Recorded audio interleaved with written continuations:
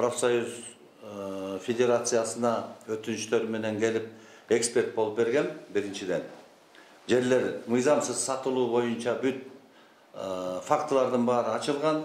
Ошондон улам биздин жыйынтыгында президентке кат жазганга мажбур болдук. Себеби баягы уурдаган өлгөнчө карганат дегендей ошол уурдаган жетекчилер, мүктү тоногон жетекчилер кайра бийликке келгенге аракет кылгандын аркасы менен профсоюздун федерациясы экиге бөлүнүп, ошол жерде иштеген адамдар, ошол жерде болгон жанагы санаторий домодуктарда иштеген бүт жөнөкөй ушул кызмат кылып аткан адамдардын баары жабыркап аткандан биз президентке кат жаздык. Мен өзүм жаздым, кайрылып 6 айда иштедик да. Ортодо шайлоо болуп кетти.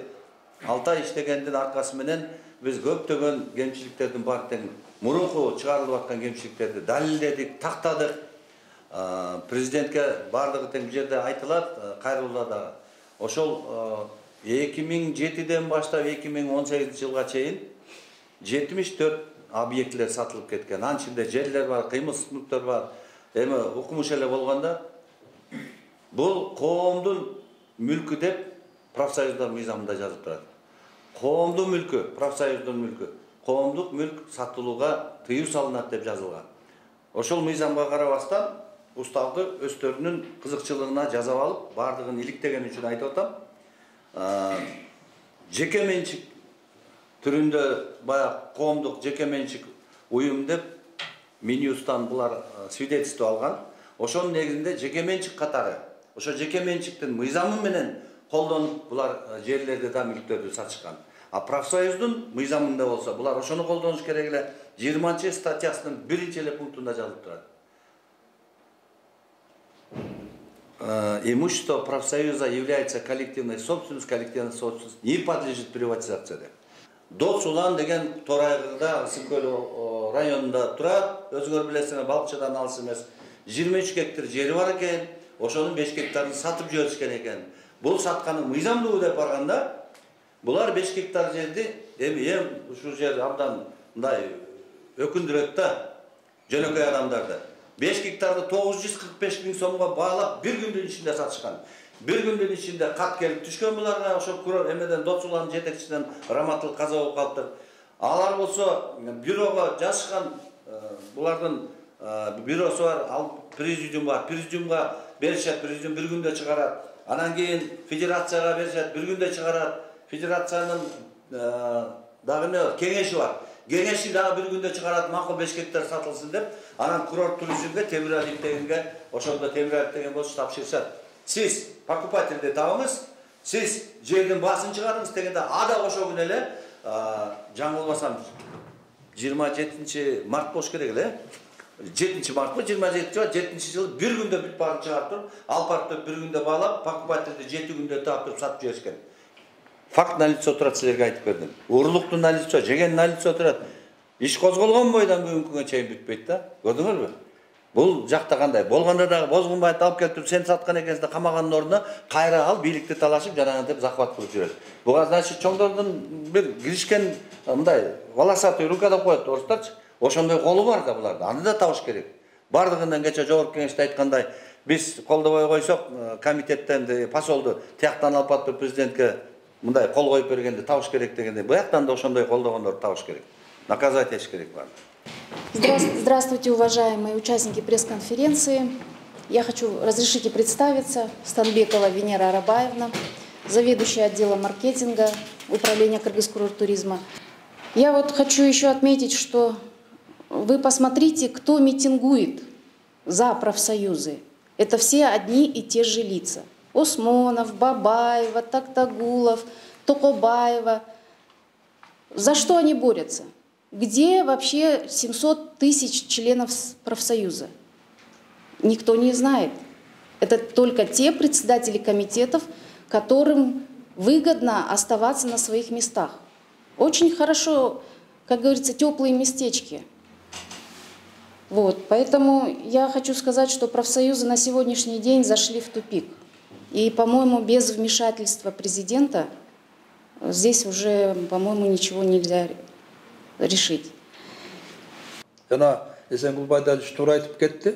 Ушул норманын негизи менен бир болгон жана өзүңөр билген Федерация профсоюзда бир 150 эле киши иштейт, жана 2 зданияда. Ошолор ичара деле бири-бири алмаштырып, мына ким Венера айтты, ичара бири-бирин алмаштырып эле туруп келе беришкен. Жаштар жок. Ушундай атайын жасалган уставдын негизинде 20 тармактык жана 6 областтык территориалдык комитеттердин төрагалары түзгөн совет, анын башында турган төрага жана 2 орун басар бардыгы болуп 29 советтин мүчөлөрү Кыргызстан профсоюздар федерациясын буга чейин өз каалагандай башкарып келишкен.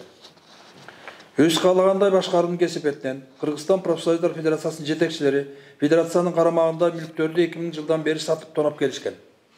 Сагын Бозгунбаев төрага болуп турган кезде 2000 жылдан 2008 жылга чейин Бишкек турбазасын аянты 5 гектар жер уулу эркинге арендага бермиш кылып, андан ары ал киши Кытай жарандарына берип, ушул күнгө чейин федерацияны кайтара албай келатат.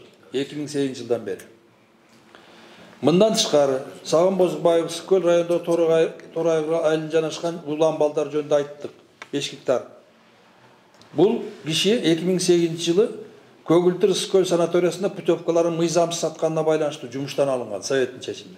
Бул иш боюнча даже иш козголуп, биз жакында эле изилдеп көрсөк 5 жылга эркинен ажыратылган экен. Анан ошонун кантип бул азыркы күнү ошол ишти жаап жашырып, эл өтүп кеткен убакыт издеппи тазаланып чыгып алган да. Мына ушундай фактылар бар. Ал биздин чечим бар, ал ошол 5 жылга укугунан ажырасын деген шаардык соттун чечими бар. Канат Осмонов федерацияга төрага болуп турганда 2010 жылдан 2012 жылга чейин советтин чечими менен мүлк комиссиясынын төрагасы болуп шайланган экен. Мына өзүңөр билесиңер, телевидение постоянно айтат.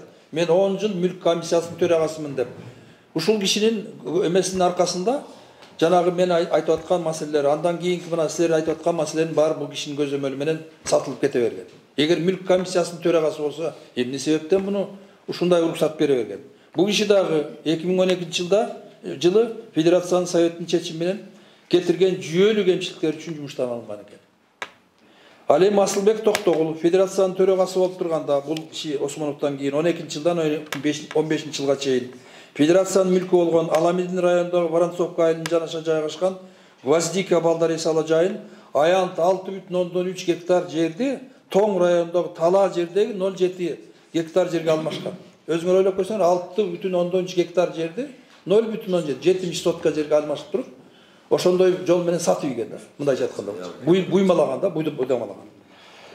Эми бул жерде мен айткым келет, мына эмгекчилердин укугун коргоочу уюм болуп турса, ошол жердеги иштеген адамдар укугу төбөлөнүп отурса да, эмне деп айтыш керек?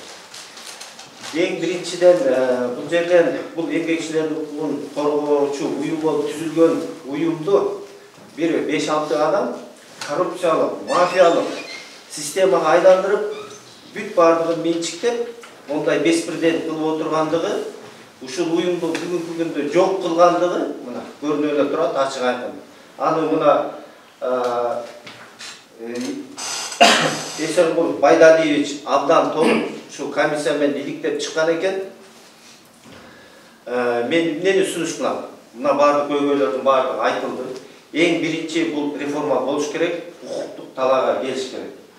Мына ошончо жылдан бери жеп ичкен адамдарга укуктук баа берилип, эл душманы катарында жоопкерчиликке тартылыш керек да.